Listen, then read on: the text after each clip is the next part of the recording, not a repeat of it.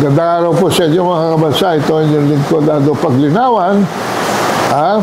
Papahinga muna tayo sa mandali doon sa Student Council serye ng mga kabinete. At magtatanong lang naman tayo dahil nakatanggap po ako ng report sa US na hindi na happy ang Duterte die-hard supporters ni Presidente Duterte doon dahil meron daw mga nanggugulo, mga kabansa, sa pagkakaisa ng mga DDS at ng mga Sara Duterte supporters, SDS. At mukhang may agenda na hindi ma-explain. Alam niyo, dito tayo malilintikan mga kabansa. Bakit? Yung mga demonyo ni Marcos, mga kabansa, ang galing pagtakipan yung bangag na Pangulo. Tapos tayo dito sa kampo natin, hindi ko naman maintindihan, ay nagkakaroon ng pagkakahiwa-hiwalay. Ano pa ba ang ating agenda rito? Kundi bring PRRD home. Yun lang naman ang ating agenda rito. Pero hindi dahil gusto nating iuwi si Duterte, ay magbubuhol-buhol na ating mga relasyon. Dapat walang masamang tinapay sa bawat isa. Alam niyo mga kabansa, itong division na ito, naamoy na namin preparatory pa lamang sa May 2025 elections. Nung isang senatorial candidate, mga kabansa, ay sinuportahan ng isang movement na itinayo di umano with the permission of President Duterte. Pero eventually, mga kabansa, matapos itong ilunsad sa Davao na tinawag na maisog, ay nagkausog-usog na. Ang mga dati dyan, sino mga dati dyan? Si Isidro Ungam, congressman. Dating congressman, sino ba ito? Si Glenn Chong, mga kabansa. Glenn Chong. Tapos sino pa yung isa? Well, pino-forward din si, baka sakali maging senador, yung itong si Baste Duterte, mga kabansa. O sino pa ba? Sino pa ba yung mga pino-forward dyan? Si Harry Roque, mga kabansa. At panghuling kabit, si Vic Rodriguez. Aba, fast forward tayo.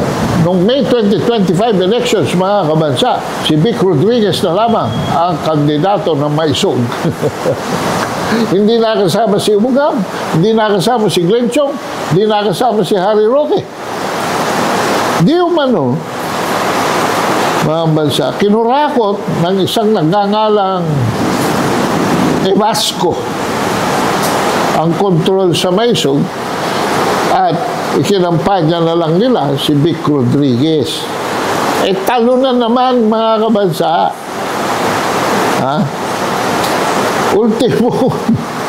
Ultimo PDP laban mukhang atubili na suportahan si Vic Rodriguez. At hindi rin kinere na Iglesia ni Cristo. Kaya walang dinampot sa putikan, dinampot sa kumunoy, dinampot sa kangkungan. Kaya sinasabi ko, ngayon pa lang, diretsahan na tayo. Ang maisog ay nausog. Kaya si early, hindi ba yan mga kabansa, maisog sa Davao, good, nandun kami. Maisog sa Cebu, good, nandun kami. Maisog sa Bulacan, hindi na kami nagpunta dahil na-cancel, mga kabansa. Maisog sa Pampanga, hindi na rin kami nakapunta. Bakit? Pero kasi bago pa ho, mga kabansa, magkaroon ng Pampanga, nagkaroon ng Maisog Dumaguete. At doon, kasama ko si former Secretary Jing Paras, dating congressman, ay diniretso na namin si Digong na sa estilo ng Maisog ay hindi katanggap-tanggap sa grupo namin. Kaya ang aming sinuhestyon sa harap ni Presidente Duterte is to form parallel groups. No? Kasi napakahirap, mga kabansa, mag-centralize ng oposisyon labang kay Marcos. Bakit? Wala nang pong budget.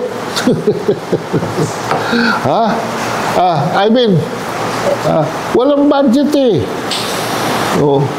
Paano ka magse-centralize? Anong magiging pwersa mo? Anong magiging moral suasion mo?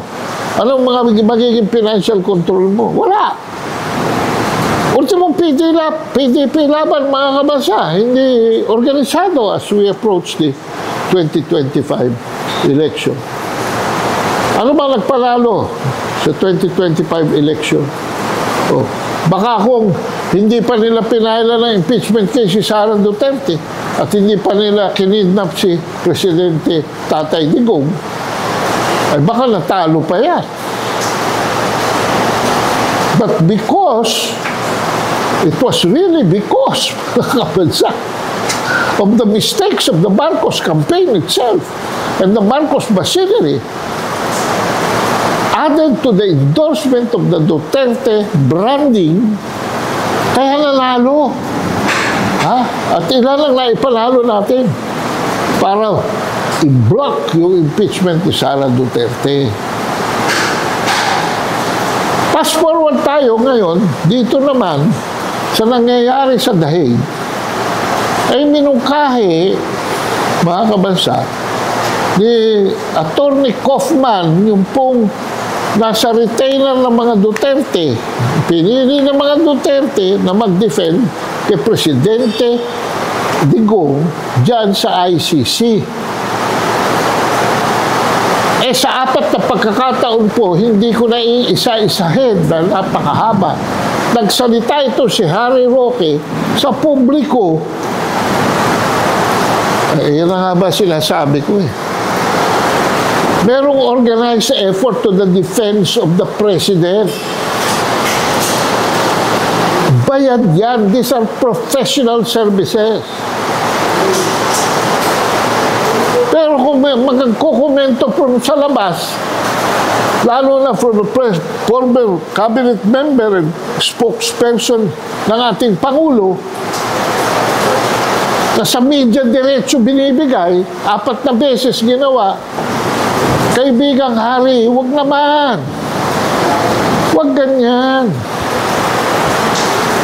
Kung hindi mo ma-discuss doon sa organized defense team, suluhin mo na lang yan. Dahil, admit it, ultimong personalidad mo apekto dito eh. Hindi ba tama naman fugitive ka?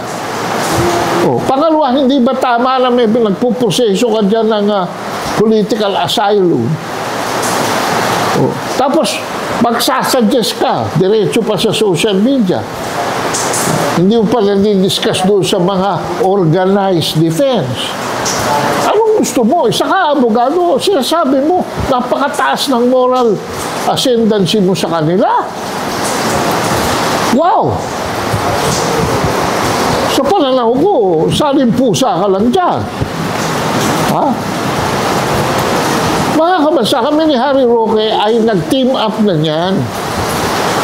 Hindi ko kinikriticize ang karakter nito si Harry. Hindi ko kinikriticize ang kanyang estilo. At ang kanyang competence. Kami ho ni Harry Roque ang nagpakulong kay Jok Bolante. Nakita pa kami niyan sa Chicago, mga kabansa.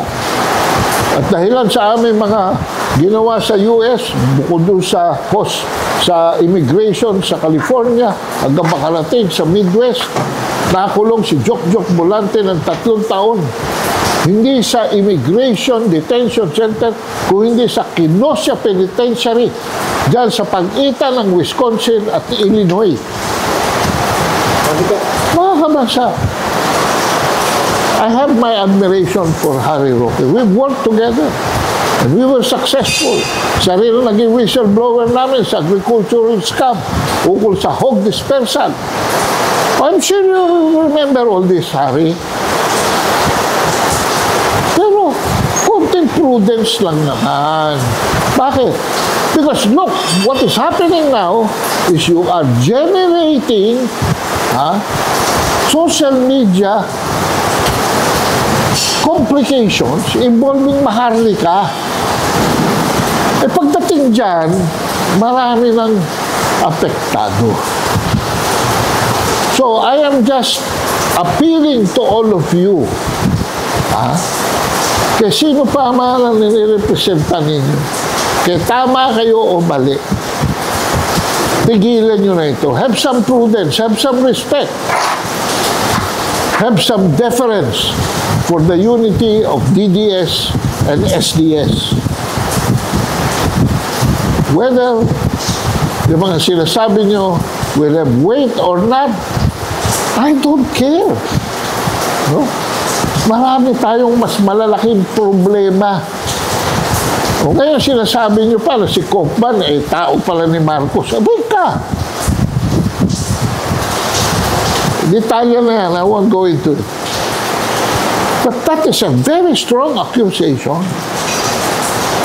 Tapos nire-raise yung expectation ng publiko. Nababalik na si PRRD at sinisisi nyo si Kaufman na hindi pala siya sigurado sa kanyang mga sinasabi na forthcoming na yan.